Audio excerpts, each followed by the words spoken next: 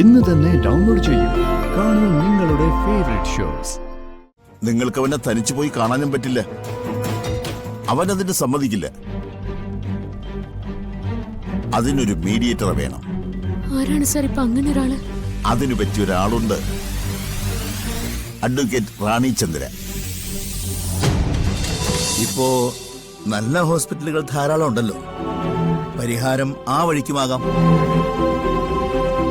അയ്യോ ജോത്സരെ, കുഞ്ഞിനെ ഇല്ലാതാക്കണമെന്ന് ഞങ്ങൾ എങ്ങനെ അവരോട് പറയും?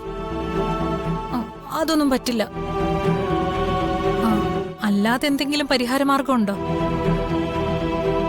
ഒരു കുഞ്ഞിനു വേണ്ടി ഒരുപാട് ആഗ്രഹിച്ചു. ഒരുപാട് കാലത്തെ ചികിത്സകൾ നടത്തി നിധി പോലെ കിട്ടിയ കുഞ്ഞ് അവളുടെ വയറ്റിലുള്ളത്. അതിനെ ഇല്ലാതാക്കാൻ ഞങ്ങൾ എങ്ങനെ പറയും? എന്തു വേണമെന്ന് നിങ്ങൾക്ക് തീരുമാനിക്കാം. ഞാൻ കണ്ടത് പറഞ്ഞു, അത്രേ ഉള്ളൂ.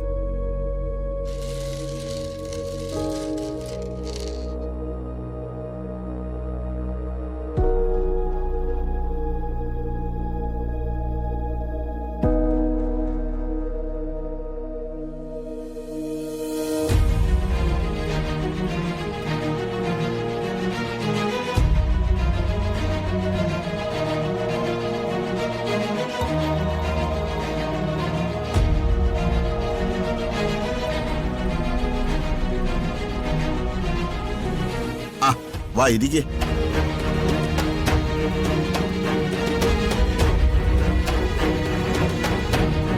ഇപ്പൊ നിങ്ങൾക്ക് കാര്യങ്ങളൊക്കെ ഏകദേശം മനസ്സിലായല്ലോ. ഇനി നിങ്ങൾ തന്നെ പറ, നിങ്ങളുടെ സഹോദരന്റെ ജീവന്റെ കാര്യത്തിൽ ഞാൻ എങ്ങനെ ഉറപ്പ് പറയും? ഇന്നലെ രാത്രി അവൻ എന്തെങ്കിലും സംഭവിച്ചിരുന്നെങ്കിൽ എന്റെ പണി പോയേനെ. അവൻ കിടന്ന സ്ഥലത്ത് കൊലക്കേസിൽ പ്രതിയായിട്ട് ഞാൻ കിടന്നേനെ. എന്റെ പിള്ളേരുടെ ഭാഗ്യം, അല്ലാതെ എന്ത് പറയാം? ഞാനിതൊന്നും നിങ്ങളെ പേടിപ്പിക്കാൻ പറഞ്ഞതല്ല. യാഥാർത്ഥ്യം നിങ്ങൾ മനസ്സിലാക്കണം. ഇത് വെറുമൊരു MACT കേസ് മാത്രമാണ്. പക്ഷെ സ്വന്തം സഹോദരിയെ കൊന്നവനെ അവൻ തുണ്ടം തുണ്ടമായി വെട്ടിനുറുക്കും. അതെനിക്ക് ഉറപ്പാ. എന്റെ ജൂറി സെഷനിൽ ഒരു ലോ ആൻഡ് ഓർഡർ പ്രശ്നവും ഉണ്ടാതിരിക്കാൻ വേണ്ടിയാ ഞാൻ അനൂപിനെ അറസ്റ്റ് ചെയ്തത്. പോലീസിൽ എനിക്ക് താഴെയും മുകളിലുമുള്ള ഒരുപാട് ഓഫീസർമാർ അവന്റെ കിമ്പളം പറ്റുന്നവരാ. അതുകൊണ്ടാ ഇന്നലെ രാത്രി ഈ പോലീസ് സ്റ്റേഷനുള്ളിലായിട്ട് പോലും അനൂപിനെതിരെ കൊലപാതക ശ്രമം ഉണ്ടായത്. അന്നേരം പോലീസുകാർ ഇടപെട്ടതുകൊണ്ട് രക്ഷപ്പെട്ടു. ഇനി നമ്മൾ എന്ത് ചെയ്യും സാർ? അനുപെട്ട ഒരു പാവ. ഇതൊന്നും താങ്ങാനുള്ള ശക്തി അദ്ദേഹത്തിനില്ല. അതെനിക്കും അറിയാം. സാർ തന്നെ ഇതിനൊരു വഴി പറഞ്ഞു തന്നേ പറ്റൂ. സാർ പറയുന്ന പോലെ ഞങ്ങൾ ചെയ്തോളാം. അതിനുവേണ്ടി എത്ര പണം വേണമെങ്കിലും ഞങ്ങൾ മുടക്കാം. ആ മധുവിന് കോമ്പൻസേഷനായി എത്ര പണം വേണമെങ്കിലും ഞങ്ങൾ കൊടുക്കാം. കോമ്പൻസേഷനായിട്ട് പണം കൊടുത്ത് ഒതുക്കാനൊന്നും പറ്റില്ല. അവന്റെ പെങ്ങളെ വണ്ടി ഇടിച്ചു കൊന്നൊരുത്തന്റെ കയ്യിൽ നിന്ന് അവൻ കോമ്പൻസേഷൻ വാങ്ങുമെന്ന് നിങ്ങൾക്ക് തോന്നുന്നുണ്ടോ? ഭ്രാന്ത് പിടിച്ച അവസ്ഥയില അവൻ. ചോര കണ്ടേ ഇനി അവൻ അടങ്ങും. സർ, അനുപെണ്ണന്റെ സഹോദരനാ. ചെങ്കൽ മധുവിന് സ്വന്തം സഹോദരിയോടുള്ള അതേ സ്നേഹം തന്നെയാ എനിക്ക് എന്റെ സഹോദരനോടുള്ളത്.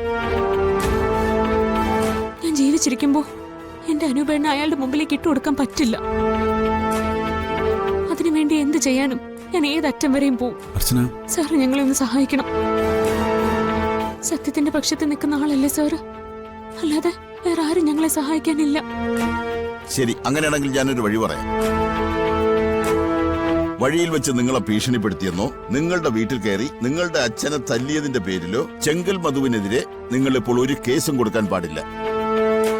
പകരം ഒരു കോംപ്രമൈസ് ടോക്കിലൂടെ ചെങ്കൽ മധുവിനെ ഇതിൽ നിന്ന് പിൻവലിപ്പിക്കണം. അതെങ്ങനെ? ഈ കേസിൽ അനൂപ് നിരപരാധിയാണെന്ന് ചെങ്കൽ മധുവിന് ബോധ്യം വരണം. അത് കൃത്യമായി തെളിയിക്കുന്ന എന്തെങ്കിലും ഡോക്യുമെന്റ്സ് അവന്റെ കയ്യിലെത്തണം. ചെങ്കൽ മധു അത് കാണണം. പക്ഷെ അതിനൊന്നും അധികം സമയമില്ല. കൂടി വന്നാൽ 1-2 ദിവസം കൂടി എനിക്ക് അനൂപിനെ ലോക്കപ്പിൽ സൂക്ഷിക്കാൻ കഴിയും. ജഡ്ജി ഇപ്പോ അവധിയില്ല. നാളെ കഴിഞ്ഞ് മാത്രമേ അദ്ദേഹം തിരിച്ചെത്തൂ. അതുവരെ നമ്മുടെ മുമ്പിൽ സമയമുണ്ട്. മധുവുമായി ഒരു ഓപ്പൺ ഫൈറ്റ് തൽക്കാലം പാടില്ല. ഞങ്ങള് ഈ ചെങ്കൽ മധുവിനെ നേരിട്ട് പോയി കണ്ടാലോ? താൻ എന്തൊക്കെയായി പറയുന്നേ? ഇനി അവനെ നമ്മൾ പോയി കാണാനോ? അതൊന്നും നടക്കില്ല. നടക്കും. സച്ചേട്ടൻ വരണ്ട. അർച്ചന, ചെങ്കൽ മധുവിനെ ഞാൻ പോയി കണ്ടോളാം. അനുപേടിന് വേണ്ടി ഞാൻ സംസാരിക്കാം. അർച്ചന പ്ലീസ്. കൊള്ളാം. അർച്ചനയുടെ ഈ ധൈര്യത്തെ ഞാൻ അംഗീകരിക്കുന്നു. പക്ഷേ ഇതേ ധൈര്യം അവന്റെ മുമ്പിൽ ചെന്ന് നിൽക്കുമ്പോഴും ഉണ്ടായിരിക്കണം. അവന്റെ മുഖത്ത് നോക്കി കാര്യങ്ങൾ പറയാൻ കഴിയണം. കഴിയും സർ. എന്റെ സഹോദരന് വേണ്ടി ഞാൻ എവിടെയും പോവും, ആരോടും സംസാരിക്കും. എന്നെ കൊല്ലുമെന്ന് പറഞ്ഞാൽ പോലും ഞാൻ അതിൽ നിന്ന് പിന്മാറില്ല. അത്രയ്ക്ക് വലുതാ എനിക്ക് എന്റെ ഏട്ടൻ. സാർ ഒരു വഴി പറഞ്ഞു തന്നാൽ മതി, ഞാൻ അതുപോലെ ചെയ്തോളാം.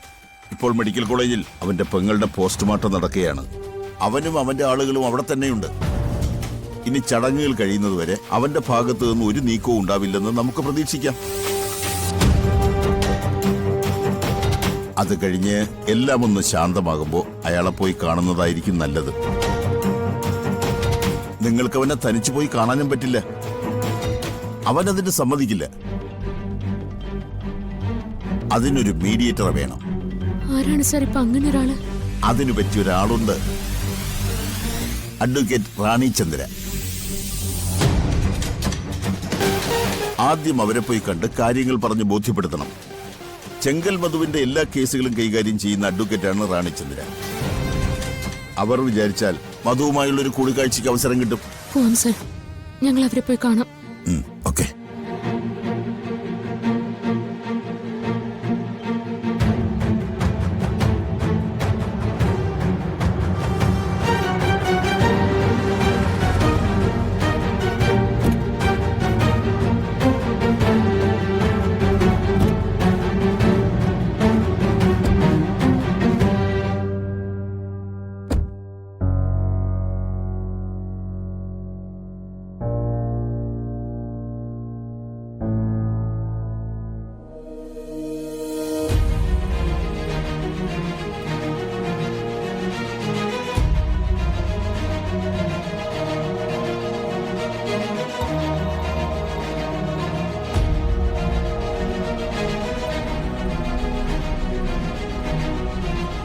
അച്ഛാ, അച്ഛൻ ഇങ്ങനെ തളർന്നു പോരുത്.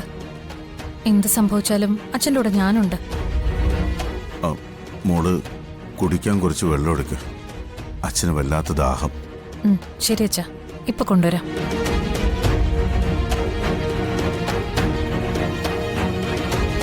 തെളിച്ചു പറഞ്ഞാൽ പച്ച ജീവനോട് കത്തിച്ചു കൊന്ന ഒരു ദുരാത്മാവ് നിങ്ങളുടെ തറവാട്ടിൽ വന്ന് ജനിക്കാൻ പോകുന്നു. ജനിക്കാൻ പോകുന്നു എന്നല്ല, ജനിച്ചു കഴിഞ്ഞു. ഈ ദുരാത്മാവ് ആ കുട്ടിയുടെ വയറ്റിൽ ജന്മമെടുത്തത് മുതലാണ് ഈ കുഴപ്പങ്ങളെല്ലാം ഉണ്ടായത്. അതിലെല്ലാം തകർന്നു പോകും. ഇന്നുള്ളതെല്ലാം ഇല്ലാതാകും. അതിൽ നിന്നും രക്ഷ നേടണമെങ്കിൽ ആ ജനനം തടഞ്ഞേ പറ്റും.